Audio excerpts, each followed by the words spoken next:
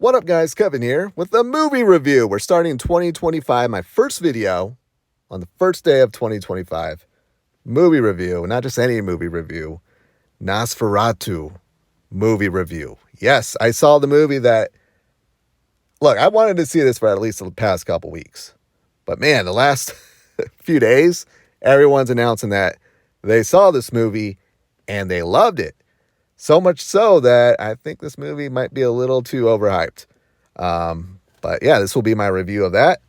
Talk about it. What I think. Will it be spoilery? Yeah, probably. I mean, this is, what, a remake? A remake of a remake of a remake of what, the 1922 Nosferatu, which is inspired by Bram Stoker's Dracula. And yeah, is this movie any good? Should you go and see it? If you're drawn, I will say, if you're drawn to this movie like I was, yeah, go see it. If you want to see it because everyone's saying that it's great, you may not want to. Nosferatu stars, like, holy crap, I'm still trying to get over. I just saw Johnny Depp's daughter's tits. Character's name Ellen. I don't know what the real actress name is, but I just saw that. I'm like, wait, Depp? Last name's Depp? And I was like, oh, this is Johnny Depp's daughter. I just saw Johnny Depp's daughter's nipples. But yeah, there's nudity in the movie, and you do see wiener. But yeah, so the story is Ellen here and her husband Thomas. I forgot the actor's name. He did a pretty good job. They just got married, and he needs to go make money. He needs to be a man and go make money. So his boss gives him a job to go over to Orlok Castle in like Transylvania, have him sign some papers because he wants to move over to Germany. It takes place in Germany, to some German town, because Orlok wants to go be with Ellen here. So she's been having dreams basically her entire life, where this Orlok, this demon or vampire, is just kind of taking over her, and she's convulsing and everything, and she's going crazy. But when Thomas is there, not so much. So he goes on an expedition to Orlok, gets him to sign the deed, but I don't think he realized he basically signed her over to him or something. And it's very spooky. This is a very dark movie. If you've seen the trailers, it's a very, very dark movie. There's like 2 seconds of sunlight. If you suffer from like seasonal depression, this may not be the movie to go see. I was with my girlfriend, and she was trying to order Panda Express for somebody. And I was like, it was so dark, and I looked over, and I think she was trying to pay, but it was so dark in the movie that she couldn't get FaceTime to put the transaction through. But that cracked me up. But it's a very dark movie. Is it a spooky movie? It's spooky. Is it scary? I wouldn't really call it a scary movie. There is some jump scares. I think there was even one that got me. But it's more of kind of like more of a haunting, like, oh, how is this going to play out? And, oh, bad things are going to happen type movie. Not like a scary movie. Kind of an intense, more of like kind of an intense thriller type movie more than a scary movie. But yeah, Orlok is played by Bill Skarsgård, which is like, I guess if you need some doofusy looking person to play any type of creature or humanoid looking monster thing, you get Bill Skarsgård. He does a good job. I don't think he did good with The Crow. Remember The Crow? Didn't that movie come out? Did that movie come out? Was that good? Maybe I'll do a review on that. But yeah, he does a good job. My issue with the movie is they go out of their way to hide Nosferatu's face, and you really don't get a good look at it. Even when they're trying to give you a good look at it, like, all right, we got to show the audience his face. It's still a little bit blurry. Like, they unnecessarily blur his face, and Like some scenes they do a good job of like hiding it, but other scenes it's like, all right, you're clearly just blurring it out because you don't want the audience to see what he looks like yet. But he's just an old, decrepit. He has a mustache. He didn't really look too. I mean, it looks like a 2024 Nosferatu, just kind of a gay cowboy looking one. The mustache is like really, I don't know. I'm trying to buy into the way he looks, Orlok looks. But at the same time, I'm just like, yeah.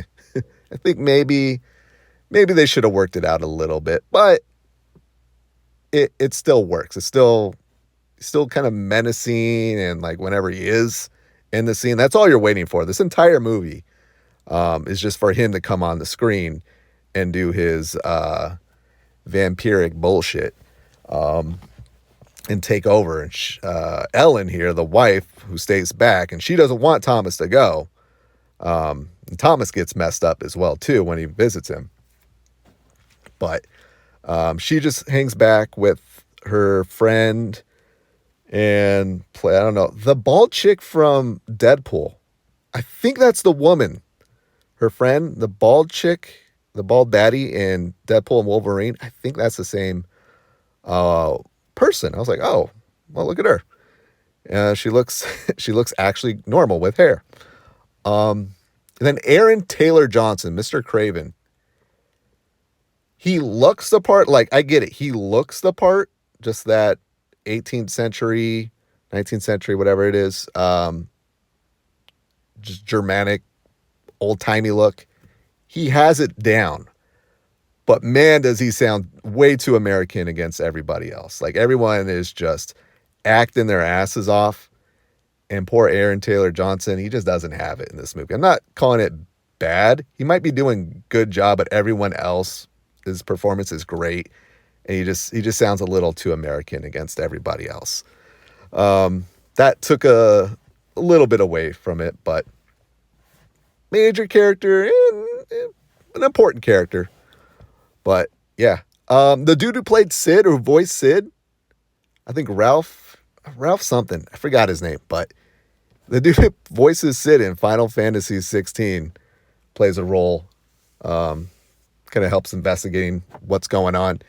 I was like, holy shit, it's weird hearing Sid in this movie, but that was pretty cool.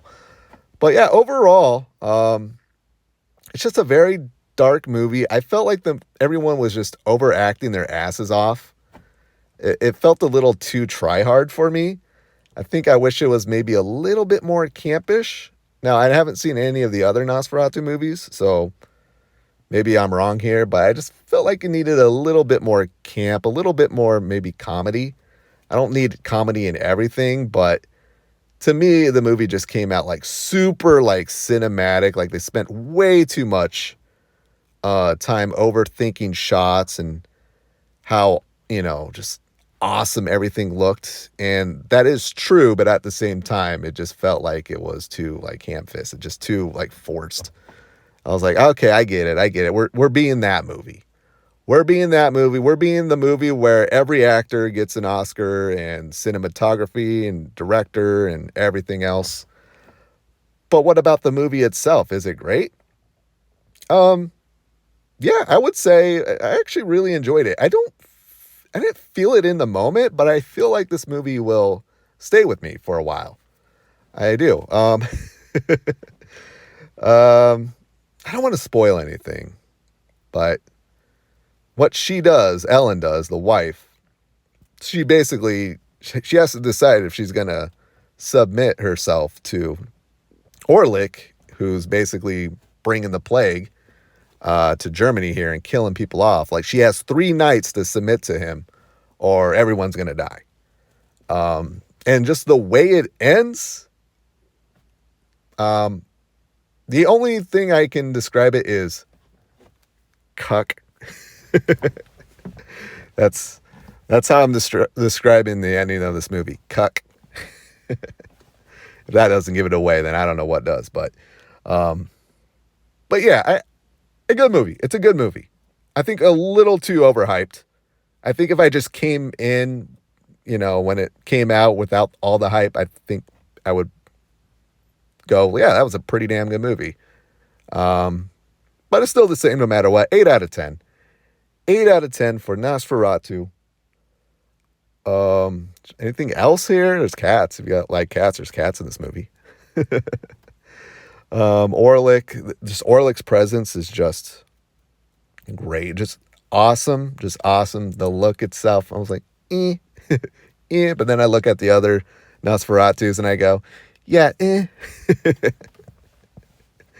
I don't know. I don't know what I'm looking for. Maybe something more like just debonair, like a Brad Pitt version of Dracula. But I guess I can go watch Interview with a Vampire or something. But anyways, that is my review. Nosferatu, a good start. This is what I need. I want to watch more movies. I just feel like I've had just a lot of flyouts with the movies I've been watching lately, where even if they're good, they're just like, my time was better spent elsewhere. This one, I'm happy I saw it. And my girlfriend loved it, so that's good. Or at least liked it. Anyways, I gotta go. Thank you guys so much for watching. I'll talk to you later. Later.